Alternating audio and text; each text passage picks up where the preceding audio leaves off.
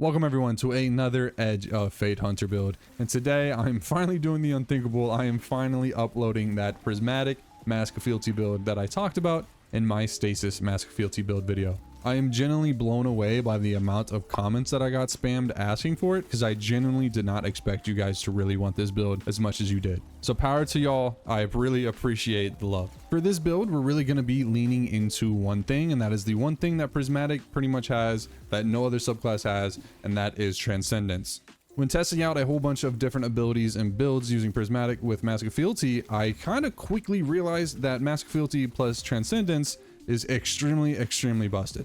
The amount of just pure shuriken spam and freezing and shattering that you can get off in one Transcendence paired with this exotic is insane.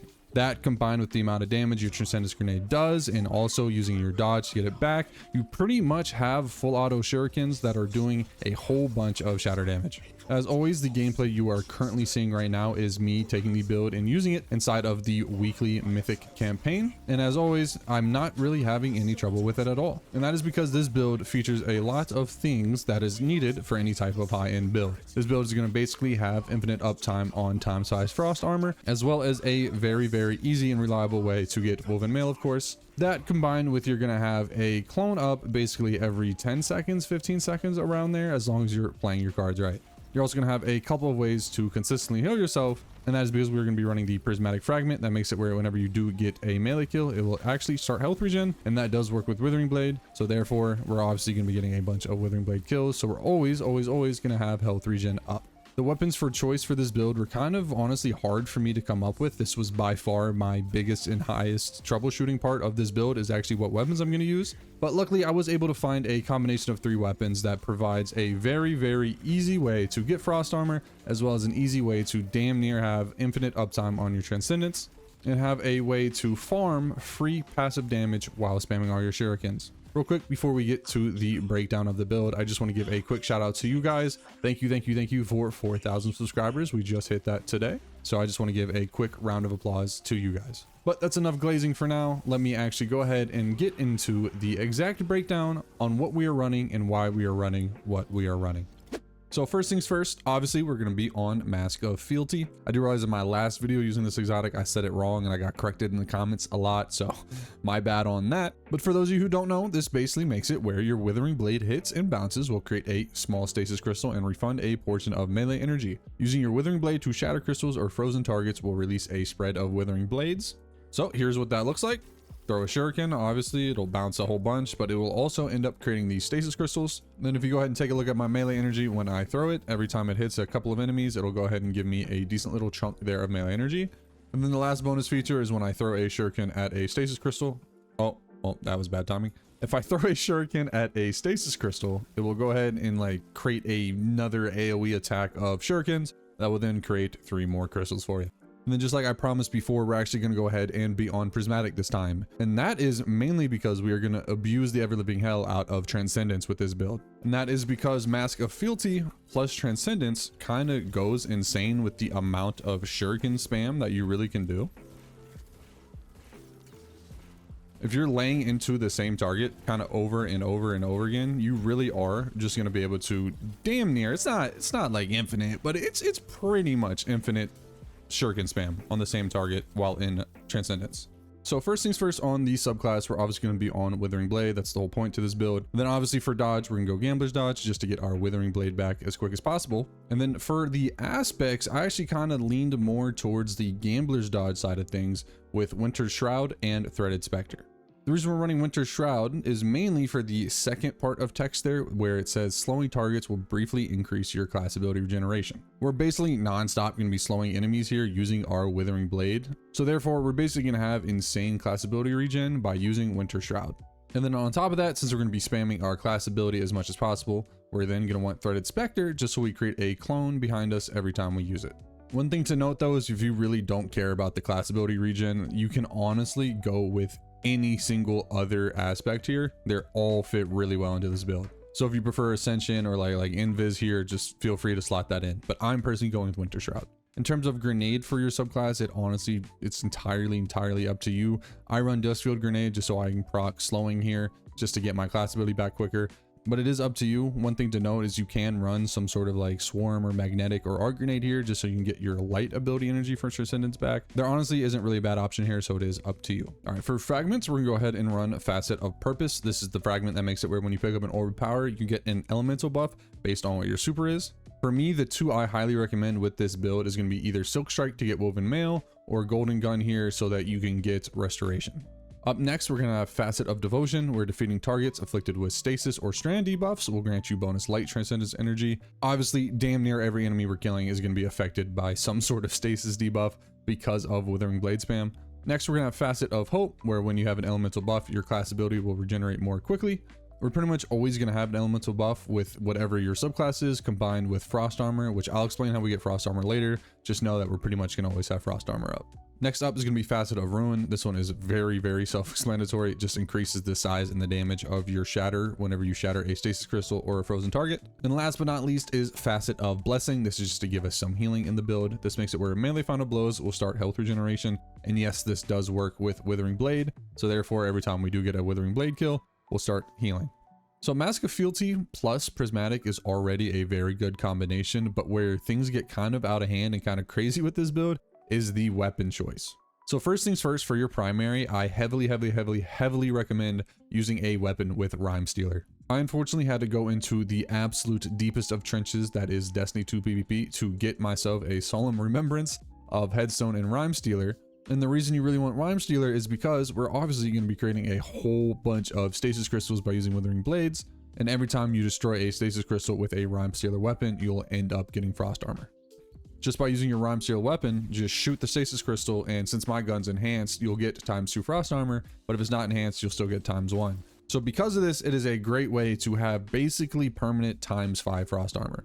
From there, for the energy slot, I use Return Memory, and this is because you're going to want a solar weapon, and that is because of Cauterized Darkness here, where stasis or strand debuffed non-boss combatants will take increased solar damage from all sources. So therefore, a solar weapon in our energy slot would basically always have some form of damage boost. But honestly, the biggest reason I'm using Return Memory here is because of how much light transcendence energy it will give us. Because like I mentioned before, this entire build really focuses on getting transcendence as much as possible.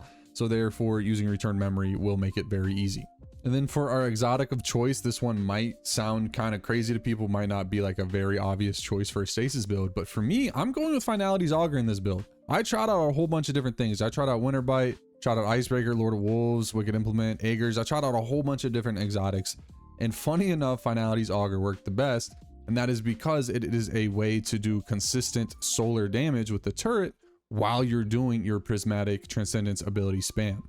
So the reason why I like Finality's Augur a lot in this build is because it provides basically an extra form of damage that doesn't interrupt your ability spam that you're doing with your Withering Blades. So let's say you have a group of ads or any type of enemy, or even like a big boss you want to hit. You can throw the turret out, pop Transcendence, and basically just spam all your abilities while the turret is on top of that doing damage as well. This will also work on any type of boss, or let's say you're trying to DPS a champion. What you can do is shoot the turret, mark them, pop Transcendence, and then just do the exact same thing with all of your ability spam. Obviously try not to hit your clone like I just did, but you can just lay into them over and over again like this for a decent amount of DPS that is very ammo friendly for your heavy. And once again, since that is a solar weapon, we're going to be doing bonus damage to people who are stasis debuffed with it, so it kind of double dips. All right, and then the third and final reason I really like Finality's Augur is actually because of how quick it lets me get my Transcendence after using my ability spam. So if you look right now, I have 0 to both of my meters on Transcendence, but what it'll let me do is basically charge my light Transcendence while charging my dark Transcendence, because it is doing passive solar damage in the background while I'm doing my darkness damage. So let's go ahead and create a turret, hit the target with it, and now if I hit them with all of my darkness stuff while the light is going off, as you can see, my meters are getting filled a whole bunch.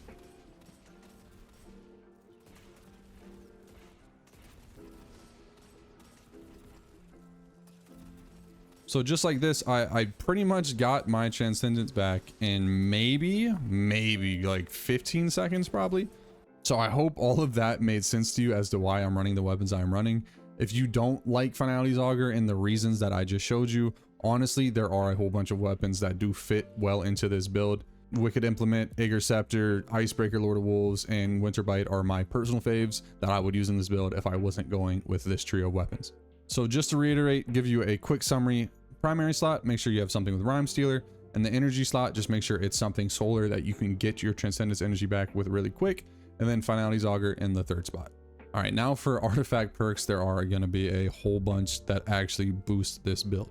I'm gonna try to go through them quick because there are a lot, but first things first, you're gonna want Flame Fiber and Freeze. This just makes it where you can get a solar / stasis siphon mod all in one mod. You want Fever and Chill. This makes it where rapid precision hits with your solar weapon will make you radiant, and then rapid precision hits with your stasis weapon will give you frost armor. One with Frost, while frost armor is active, stasis weapons gain increased reload speed and stability. Tightly Woven, while Woven Mail is active, gain increased class ability and grenade stats. Frost Renewal, this one is very important and has saved my life a whole bunch. This makes it while you have frost armor, taking critical damage will release a burst that will freeze nearby combatants and grant you frost armor. Cauterize Darkness, like I mentioned before.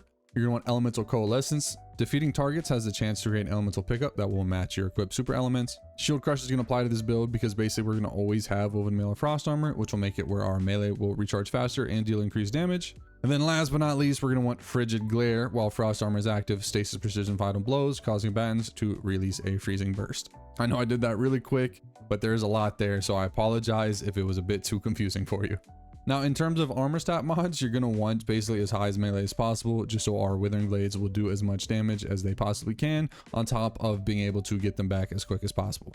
From there, I personally spec into class just so I can get my Gambler's Dodge back as quick as possible, and that way I can also create as many clones as possible. And then from there, I know my stats kind of don't really reflect what I'm about to say, but that's just because my armor wasn't the best for this build. But I would actually spec into either Grenade or Super, what you value more, because always having your Grenade up is always great, and obviously always having your Super up is always great. Now for your armor mods, on your helmet, you're going to want that Thermodynamic Siphon, like I mentioned before, Hands On here, and Powerful Friends. On the gloves, you're going to want Melee Fonts, Focusing Strike, and Heavy Handed.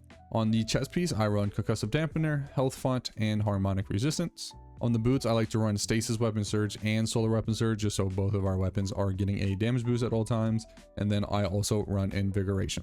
And last but not least, on the class item, I like to run Powerful Attraction, Time Dilation, and Reaper. To sum up what these mods do, basically makes it where any weapon kill we get will create Orbs of Power, as well as any melee kill we get will create Orbs of Power. We're going to go ahead and boost Health Font and Melee Font with armor charges, as well as boost our stasis and solar weapon damage.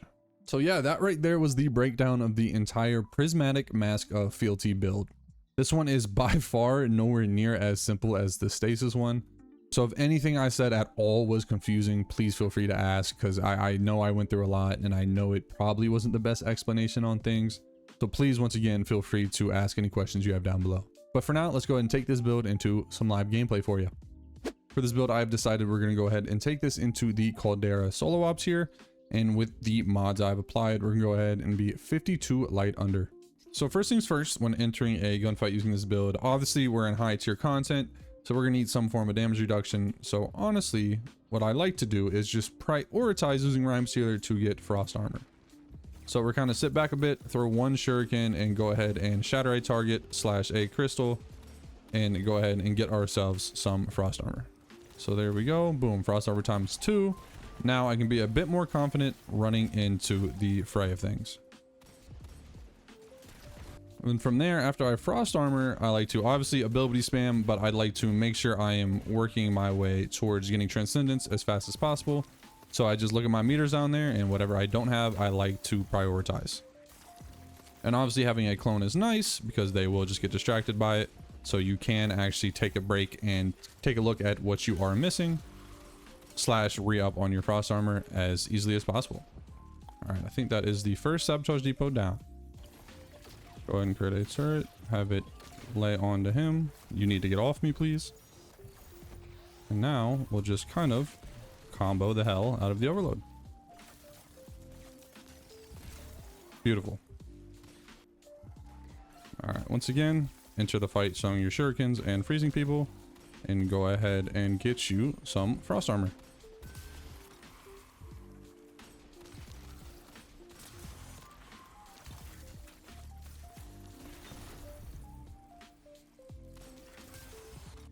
All right, that should be the final depot, right? Oh, let me not die to that.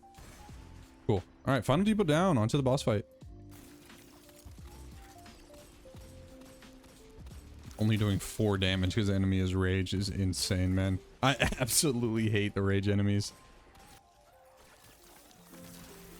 Jeez, those guys exploded. Go ahead and get that off.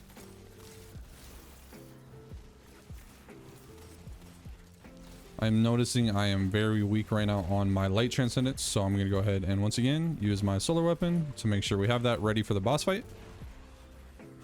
And just like that, we got that super quick. As soon as we get into this boss fight, I'm going to immediately create the turret, hit them with it, and pop transcendence and go to town.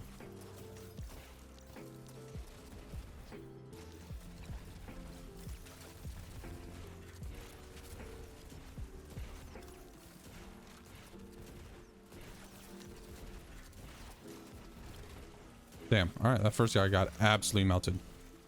And honestly, I already almost have my transcendence back already. I think by hitting these couple of shurikens, I will have it back. Ah, yeah, I do. Perfect. We're gonna do the exact same thing to this guy immediately. Oh, I'm in linear fusion mode. I'm stupid. Oh, I'm out of special ammo as well. I'm fumbling right now. Did my turret destroy itself? It did. Alright, if we hit him with the turret here, that should give you enough. I don't have any frost armor right now, so I'm just going to lay into him. Get precision shots to get frost armor using our artifact perk.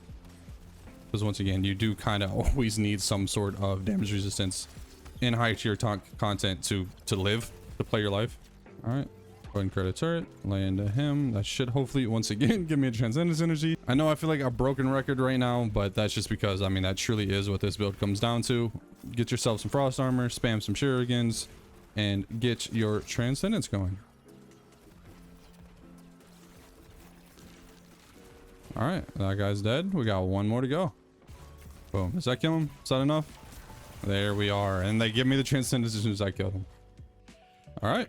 That wasn't bad at all. That was pretty easy. And honestly, one of my fastest kind of completions. I normally take my time with a lot of the builds I do for the live gameplay section, but that honestly went very, very fast. And it's probably just because of the sheer amount of damage that you do while in that transcendence combo that I don't have to just sit there and primary away the bosses. But there you guys go. I finally came through with my word and provided the Prismatic Mask of Fealty build like I promised, I think like a week ago or maybe 2 weeks ago at this point. In terms of this build versus the Stasis build, they're both extremely, extremely good. And they honestly kind of both provide 2 completely different playstyles.